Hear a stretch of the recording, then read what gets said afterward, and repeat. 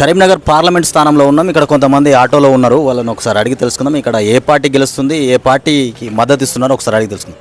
అన్న చెప్పండి, ఇక్కడ ఏ పార్టీ గెలుస్తుందన్న? ఇది మాది కరీంనగర్ ఎంపీ స్థానము. వినోద్ కుమార్ సార్ ఎంపీ గారే గెలుస్తారు. ఇక మాకు కాంగ్రెస్ ప్రభుత్వం చేసింది ఏం లేదు. మేము ఆటో కార్మికులం రోడ్డు మీద పడ్డాము. మాకు 12,000 అన్నాడు, 12,000 12 రూపాయలు లేవు. ఈ ప్రభుత్వ పాలన మంచిగా లేదు. అందుకే ఈ కారు గుర్తుకే ఓటేద్దామని మా యొక్క ఆలోచన ఉన్నది. ఎంపీగా బోయినపల్లి వినోద్ కుమార్ గెలుస్తాడు. ఆయనకే సపోర్ట్ చేస్తాం. ఆటో కార్మికులం జర తెలిసిన వ్యక్తి, అనుభవం ఉన్న అతడు, మాకు న్యాయం చేస్తాడని ఒక నమ్మకం.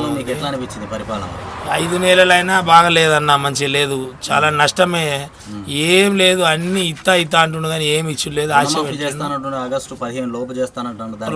రుణమాఫీ లేదు ఇప్పటివరకు. రైతులకు 3 ఎకరాలకు రైతు బందే పడలేదు. మాకు ఆటో కార్మికులకు 12,000 ఇస్తా అన్నాడు. 12 రూపాయలు కూడా ఇయ్యలేదు. అంతా మోసమే అన్న. బస్సు పెట్టి మీకు మొత్తం పొట్ట మీద కొట్టినట్టే ఉంది. ఖచ్చితంగా మేము ఆటో కార్మికులము కొన్ని వేల లక్షల కుటుంబాలు రోడ్డు మీద పడ్డామన్నా. పొద్దర్సింది పెట్టినా 3 లైన్లు వెళ్ళలేవు మా అడ్డ మీద. ఈ ప్రభుత్వ పాలన మంచిగా లేదు. ఇక ఖచ్చితంగా మార్పు రావాలని కోరుకుంటున్నాం. ఉచిత బస్సు పెట్టి మేము మహిళలకు ఏదో న్యాయం చేసినామని చెప్తున్నాడు కదా రేవంత్ రెడ్డి. మరి ఏం న్యాయం లేదన్న. మమ్మల్ని పొట్ట మీద కొట్టిండు. మునుపు 100 బస్సులు నడుచు కరీంనగర్కు హైదరాబాద్ 100 నడుచు. 50 లేవు రోజులు. మహిళలకు ఆటో వాళ్ళకి ఏమిస్తాడు? మాకేమన్నాడు అంటే మాకు 12,000 ఇస్తా అని అన్నాడు.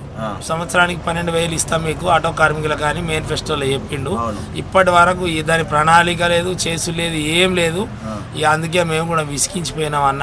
ఖచ్చితంగా ప్రజలు ఇప్పుడు మార్పు కావాలని చేయికి ఓటేసిర్రు, కానీ మార్పు జరగలేదు, నష్టమే జరిగింది మాకు. ఖచ్చితంగా ఈసారి కారు గుర్తుకు ఓటేస్తాం, ఎంపీ గారికి సపోర్ట్ చేద్దామని చాలామంది ఆటో కార్మికులు అనుకుంటున్నాం. జనాలలో కూడా అదే ఉన్నది.